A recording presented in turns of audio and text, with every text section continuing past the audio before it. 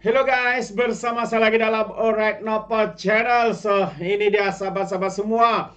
Ya, perkara yang berlaku dan terkini ya dalam negara kita apabila dikatakan Presiden Indonesia membuat lawatan sehari di negara kita selepas memenangi pilihan raya dan dilantik menjadi presiden.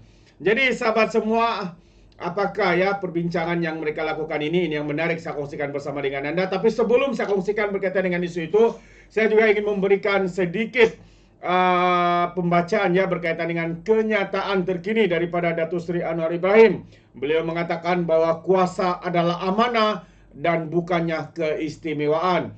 Itu antara kenyataan daripada Datuk Seri Anwar Ibrahim. Jadi apa sebenar yang dimaksudkan oleh Datuk Seri ini?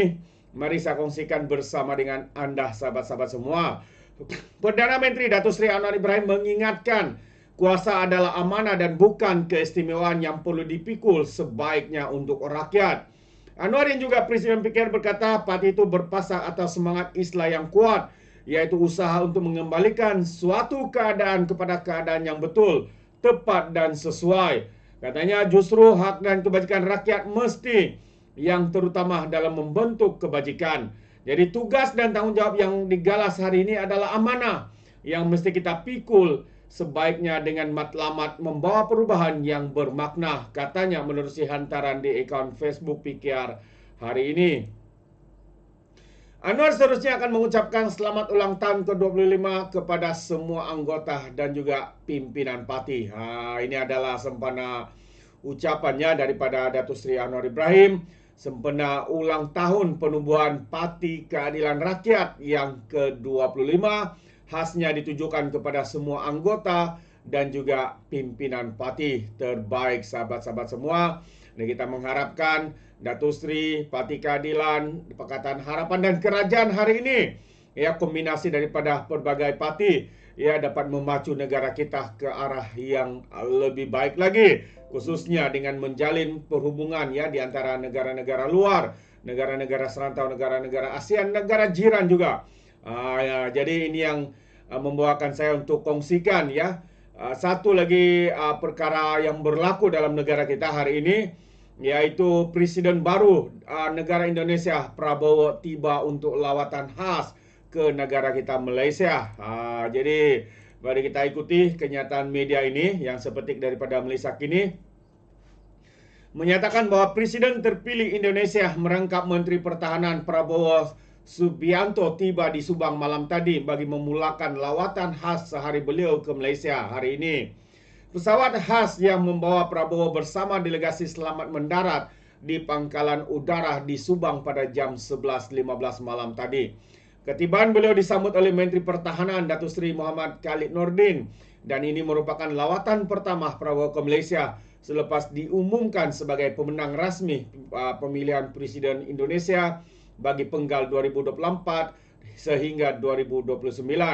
Beliau dijadwalkan mengadakan pertemuan dengan Perdana Menteri Datuk Seri Anwar Ibrahim di Perdana Putrajaya dan menghadiri mesyuarat tertutup bersama dengan Menteri Pertahanan Kuala Lumpur. Jadi itu antara kenyataan terkini, dan belum cukup ya ataupun belum kita ketahui apakah perbincangan itu, yang kita akan update dari masa ke masa perbincangan ya yang mereka adakan ya bersama dengan Perdana Menteri kita hari ini, sahabat-sahabat semua. Jadi apa pandangan Anda sahabat semua? Kita harapkan ya hubungan erat di antara Indonesia dan juga Malaysia ini dapat diperkukuhkan lagi sahabat-sahabat semua.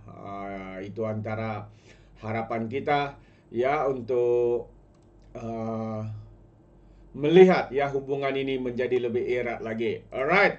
So sebelum kita akhiri, satu lagi gesaan daripada Perdana Menteri kita, yang mana Perdana Menteri mengarahkan Menteri turun padang untuk meninjau sara hidup rakyat. Itu antara kenyataannya daripada Perdana Menteri Anwar Ibrahim yang mengarahkan semua menteri supaya turun padang untuk melihat ya sendiri keadaan semasa, termasuk isu berkaitan dengan harga dan kuantiti barang keperluan di pasaran. Ini berikutan maklum balas yang diterima Datuk Seri Anwar Ibrahim daripada beberapa siri program yang dihadirinya kata juru cakap kerajaan Fahmi Fadzil, ya YB Fahmi Fadzil selepas mesyuarat kabinet hari ini. Katanya dalam mesyuarat hari ini, perkara yang ditegaskan oleh Perdana Menteri adalah supaya menteri-menteri meluangkan lebih banyak masa untuk turun padang melihat sendiri keadaan termasuk dalam isu berkaitan sama ada harga barang ataupun kuantiti barang-barang yang ada di pasaran.